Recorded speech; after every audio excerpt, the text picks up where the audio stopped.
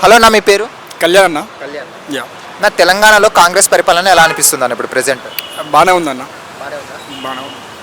6 గ్యారెంటీలు అన్నారు, 6లో 2 చేశారు. ఓకే. ఇంకా మిగతా 4 చేయాలన్నా కూడా సెంట్రల్లో మన పార్టీ వస్తే అవి ఇంప్లిమెంట్ చేస్తాం అంటున్నారు. ఏమంటారు దానికి? ఇప్పుడు సెంట్రల్లో పార్టీ రావాలంటే ఇప్పుడు ఓటేసి గెలిపించిన వాళ్ళకి ఇంకా 4 కావాలంటే వాళ్ళే గెలిపించుకోవాలి. ఇప్పుడు 2 వచ్చాయి కదా, ఇంకా 4 కావాలనుకుంటే జనాలే ఓటేసి గెలిపించుకోవాలి. మరి వాళ్ళకి కావాలనుకుంటే వాళ్ళే ఓటే గెలిపించాలి. సెంట్రల్లో రాకుంటే అంటే ఇంప్లిమెంట్ చేయరు అవన్నీ గ్యారెంటీలు?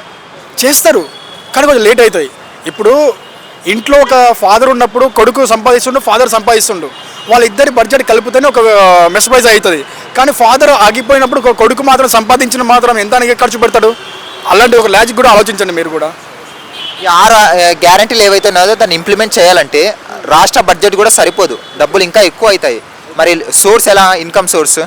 అంటే ఒక పార్టీ తరపు నుండి వాళ్ళు ఇంత చేసినప్పుడు దీన్ని వాళ్ళు ఫస్ట్ ఎప్పుడైతే ఎలక్షన్ రాకముందు వాళ్ళైతే ఎప్పుడైతే ప్లానింగ్ వేసుకున్నారో అప్పుడు దీనికి ఇలా సరిపోకపోతే ఏం చేద్దామని కూడా వాళ్ళ ఆలోచన అంచనా వేసుకొని ఉంటే అంటే ఇంకా ప్రజల మీద రేట్లు పెంచి భారం వేయాలి అంతే కదనా? ఇప్పుడు వాడుకున్నది మనం అయినప్పుడు మన మీద 1 రూపాయి వేసినంత మాత్రం తప్ప ఏం లేదు కదా. ఏమంటారు? ఇప్పుడు గవర్నమెంట్ అయితేనే జనము, గవర్నమెంట్ పెట్టేదే మన సొమ్ము మనకే పెడుతున్నారు.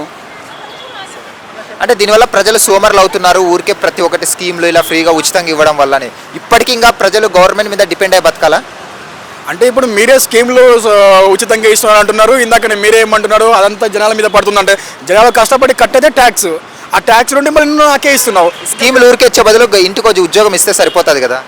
ఇక ఇంటికి ఉద్యోగం ఇవ్వాలంటే మన గవర్నమెంట్ కాదు, మనం వేరే వాళ్ళ గవర్నమెంట్లో కూడా వెళ్ళిపోవాలి. మనం ఇంటికి ఒక ఉద్యోగం అంటే ఎంత జనాభా ఉందనుకుంటున్నారు మీరు మన తెలంగాణ స్టేట్లోనే? 4 జనాభా మొత్తానికి మీరు జాబులు ఇవ్వాలంటే మన స్టేట్ కాదు, ఇంకా 2-3 స్టేట్లలో వెళ్ళిపోవాలి మనం.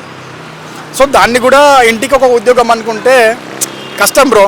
ఇక మెరిట్ ఉన్న వాళ్ళకి ఉద్యోగం రావట్లేదు, ఇక ఇంటికి ఉద్యోగం అనుకుంటే ఉన్నోడు లేనోడు అందరికీ ఉద్యోగాలు ఇచ్చేసుకుంటే మరి ప్రభుత్వం మీరు చెప్పినట్టు మూసుకోవాల్సి వస్తుంది అంతే.